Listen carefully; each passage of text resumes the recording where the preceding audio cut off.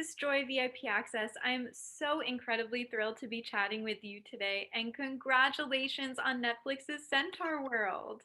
Thank you so much. You're so welcome. Now, again, congrats. It is such a beautiful and fun filled series. So, can you tell us how this story came to be? And I want to know what inspired it and what made you decide to make it a musical. The story was basically inspired by me going into high school. I'm Asian American, and I grew up in a community that placed a lot of emphasis on academic performance. And I kind of knew that, or I thought I knew that I was supposed to focus really hard on studying and doing well in school, and then kind of going into a more traditional career path. And when I got to my freshman year of high school, I had all of these AP classes lined up, and then I couldn't fit in my extracurricular. The only one that was available was show choir, so I wound up in a show choir where everyone was, singing and dancing, doing jazz hands. Everyone had sparkly dresses, and it was, a lot like Glee. And for someone like me who is introverted, it was like a lot. So I kind of I was really nervous at first, but as that year went on, I ended up, coming out of my shell and really enjoying it. And I ended up doing it every year after that, and I got really into, into musical theater. But most importantly, I really got in touch with my creative side, and it gave me the confidence to kind of pursue the arts in general. I just knew that I had to do something creative, and so I ended up going into animation after college, which led me to where I am now. But musical theater was always something that I was really passionate about, especially being in show choir, as that being a big inspiration for the show.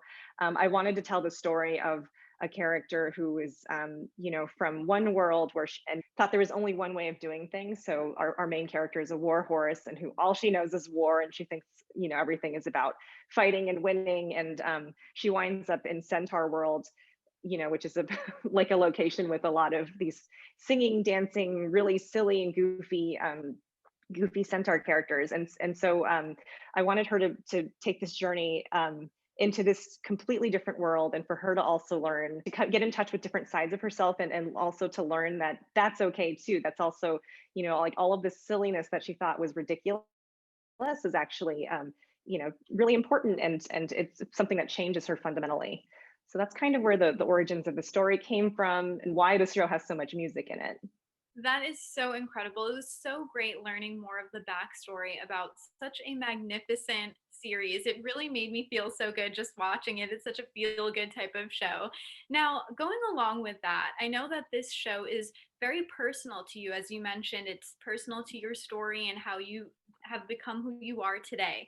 So, if you could get some advice from Horse and Wammawink, and if they were to give you some advice to a younger self of yours, what do you think they would say to you? um, I think I think they would both have kind of conflicting opinions, but but I think that they would come to the same conclusion of just giving like 1,000%. I think just in different ways. I think Horse is always about charging for first, and thinking second, just kind of doing, being determined and doing the thing.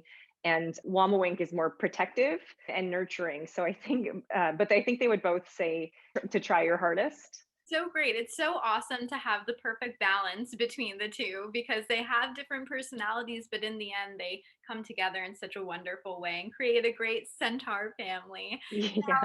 Going along with that, so in Fragile Things, we actually see the centaurs explore some unknown territory and really step outside of their comfort zone. So, now from the other angle of it, if you could give advice to the centaurs on how to be brave and venture out into the unknown, what would you say to them?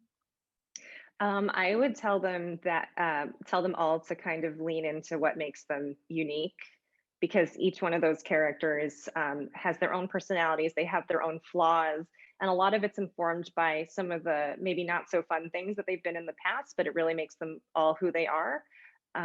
So I think I would just tell them to not be afraid, and to kind of lean into those qualities that make them unique. That is so excellent. And you said it so perfectly. I love the different characters and how they're all so unique in their own way. It just makes this show so special. So, again, congratulations on making something so beautiful. Thank And you. you're welcome. Do you have a favorite song from the series? Oh, it's funny because I wrote a number of the songs, and then my co-EP Dominic Bizignano wrote a number of them as well. And I think for both of us, our favorites were some of the ones that the other person wrote. And Dominic wrote this, "The Hero of My Story," also known as "Comfortable Doug," which is not until later, later in the season. But that's the one song that would always get stuck in my head. And the character is played by Flula Borg, who is amazing. And yeah, that was one that I was like just always like singing around the house. Definitely. I love how all of the songs instantaneously get stuck inside my head. Like right after watching the show, it was like humming along to it and having a blast. And it's so catchy.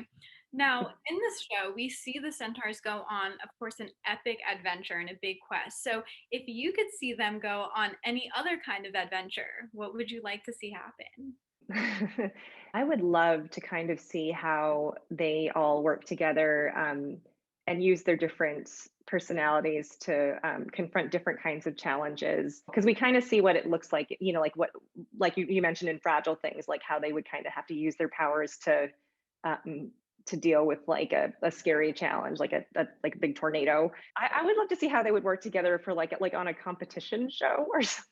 Like if they had to be on Chopped, what would that look like? Or like what would it look like if they had to do some sort of like team sporting event or some sort of like cooking competition. Oh, that would be so excellent. Of course, we're crossing our fingers for many, many more seasons here in this beautiful world. So we need to see that happen. I'm putting in special request, see them do some kind of chopped cooking competition would be amazing. And now also, Megan, so we see that all of the centaurs have their own special powers, from shooting out tiny versions of themselves to being handsome for 8 seconds. The options are limitless. So if you could have a special magical power of your own, it could be from the show, it could be not from the show, what magical power would you like to harness? um, well, I play Glendale on the show, and her specialty is the portal tummy. I think maybe because I'm so intimately familiar with the character now, but I have thought about how that would be useful, just to be able to like carry anything with you at any time. That is so awesome. They have so many incredible powers, and the best magic of it all is just seeing this wonderful show come to our screen. So, thank you so very much for taking the time to speak with me today, Megan. And again, thank you for creating such a marvelous show and also representing the Asian American community, which is so wonderful. So, thank you so much. Thank you. This is really great.